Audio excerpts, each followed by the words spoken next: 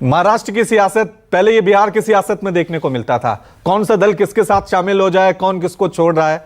ये बिहार वाली तस्वीर अब महाराष्ट्र में भी देखने को मिल रही है। कौन पार्टी कब तोड़ दे, कौन किसके साथ शामिल हो जाए, फिर वापस आ जाए।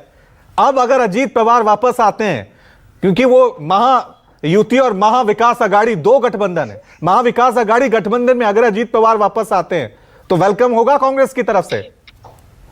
देखिए रवि भाई, ये जो राजनीति है, संस्थाओं का गलत इस्तेमाल करना, इनकम टैक्स, सीबीआई, ईडी, इसको भी आपको जोड़ के देखना पड़ेगा कि ये बिहार में भी नहीं होता था पहले। राजनीतिक गठबंधन इधर से उधर होते थे, तो इसमें बहुत बड़ा हाथ जो है वो इन संस्थाओं का है। इस तरह से इस्तेमाल किया गया और महाराष्ट्र का जो नेतृत्व है उसे खत्म करने की कोशिश भाजपा ने की। जिस तरह से उन्होंने जो सहकारिता आंदोलन है, कोऑपरेटिव मूवमेंट है, उसको खत्म करने की कोशिश की। वो केंद्र का सब्जेक्ट नहीं होते हुए भी अमित शाह जी ने वो अपनी मिनिस्ट्री बना ली और उसके मिनिस्टर बन गए। तो ये सब जो महाराष्ट्र की ताकतें हैं, उस ताकतें को कमजोर करने का काम जो है वो बीजेपी ने लगातार किया है।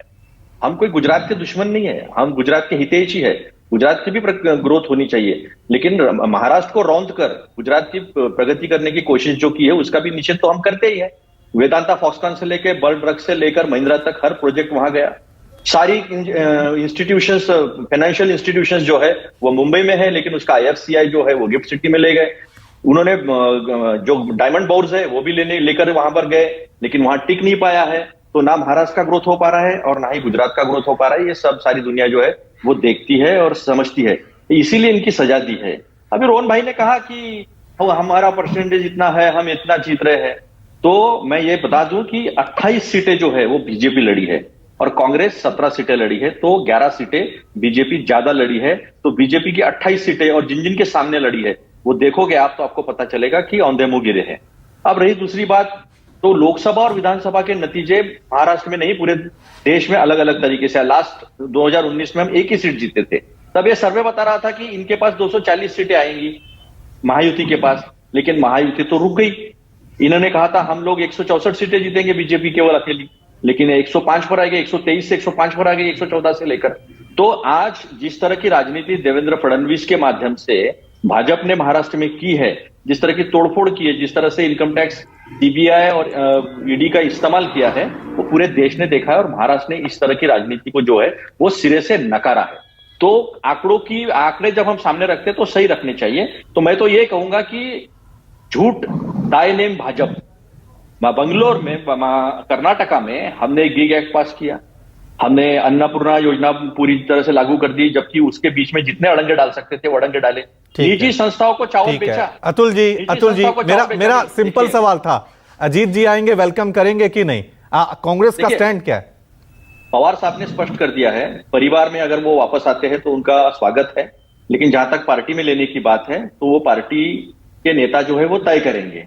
और ये बात से मैं कतई सहमत नहीं हूं कि अजीत दादा को जिस तरह से इस्तेमाल भाजपा ने किया है, जिस तरह से पवार साहब के ऊपर बारामती में टिप्पणियां हुई है कि 82 साल के हुए हैं लेकिन रुकने का नाम ही नहीं लेते, आराम ही नहीं करते, क्या करेंगे हम लोग। इस तरह की टिप्पणियां अजीत दादा के स्वभाव में नहीं है, लेकिन वो स्क्रिप्ट आई गई है दिल्ली से और वो स्क्रिप्ट उनके मुंह से उनको कहने के लिए मजबूर किया गया है। ये सब हम देखते हैं, हम सब समझते हैं। नहीं, लेकिन अतुल जी ये भी तो कह सकते हैं ना, चाहे कांग्रेस हो चाहे एनसीपी हो, ये मजबूरी बन गई है क्या अजीत पवार की? वो जब मर्जी किसी को धोखा दें और जब मर्जी किसी के पास वापस आ जाए, या अभी कोई स्टैंड क्लियर ना एनसीपी शरद पवार गुट से हम सुनने को मिलेगा कि नहीं हमें नहीं चाहिए।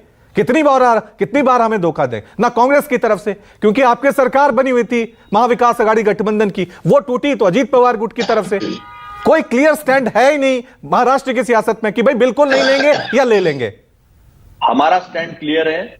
जिस भाजपा ने इस महाराष्ट्र की राजनीतिक संस्कृति को काली पोती है, उसको यहां से भगाना है और हम ताकत से भगा के रहेंगे। देखिए, कोई अगर मानता नहीं होगा ना, तो प्रताप सरनाईक से लेकर, भावना गवली से लेकर, यशवंत जाधव से लेकर और 40 जो ईडी ने नोटिस दिए है ना, अगर ईडी का कोई अधिकारी सुन रहा है तो सुन ले कान खोल के, कि उन्होंने जो बिना इनवर्ड और आउटवर्ड के नोटिस लोगों को भेजे हैं और सीधा लोग जैसा सूरत गए हैं बॉम्बे से, वो सारे महाराष्ट्र ने देखा है। तो ये इस्तेमाल सब जानते हैं, किस किस को कैसे कैसे नोटिस गए हैं, कैसे एकनाथ शिंदे जी के निकटवर्ती को नोटिस गया है। उसके बाद ये हुआ है कि एकनाथ शिंदे तो कह के गए थे कि हमें फंड ही नहीं दिया अजीत पवार ने, इसलिए हम छोड़ के चले गए। फिर कह नहीं, हम हिंदुत्व के लिए गए हैं। सारे एक एक स्टेटमेंट में याद दिला तो किसने किसने क्या कहा था। और फिर बाद में जब अजीत पवार को बीजेपी लेकर आई तो उन्होंने कहा, एकनाथ शिंदे जी ने, नहीं हम विकास के लिए वो अजीत दादा को साथ में लेकर आए हैं। और अभी लोकसभा के चुनाव के बाद जब आरएसएस ये कहती है, लिखा है पंचजन्य में, लिखा है ऑर्गेनाइजर में, लिखा है कि अजीत पवार को लेना सबसे बड़ी गलती थी और अजीत पवार को लेने की वजह से जो है ये हमको इतना डिबैकल सहन करना पड़ा। और अभी अभी जो 5 दिन पहले मेरे नागपुर में ही आरएसएस का हेडक्वार्टर है, दुर्भाग्यपूर्ण, लेकिन वहां पर गए थे देवेंद्र फडणवीस और उन्होंने कहा कि हमें एक वक्त था कि लेना पड़ा, इसलिए हमने लिया है। तो ये महाराष्ट्र की राजनीति में और भी बहुत कुछ हो रहा है रवि जी, लेकिन महाराष्ट्र की जनता ने जो लोकसभा में किया लेकिन उससे कांग्रेस कहीं भी ज्यादा तो टूटी थी ना। बड़ा काम जो है वो कांग्रेस भी तो टूटी थी ना। कांग्रेस के लोग भी तो भागकर वहां चले गए थे ना। कांग्रेस भी तो अपने लोगों को संभाल नहीं पाई। एक आदमी, और मैं कहता हूं ईडी इनकम टैक्स की वजह से गए वो नहीं रह सकते थे भाजपा में। वो ईडी इनकम टैक्स जिसे हाथ मरोड़ कर लेकर जाने वाली बात है ना, वो लेकर गए। और वहां पे नांदेड़ की जनता ने जिस तरह से सजा दी है ना, तो सारे दुनिया ने देखा है। प्रचार नहीं कर पा रहे हैं लोग, महाराष्ट्र में जा नहीं पा रहे हैं लोग भाजपा के। ठीक है।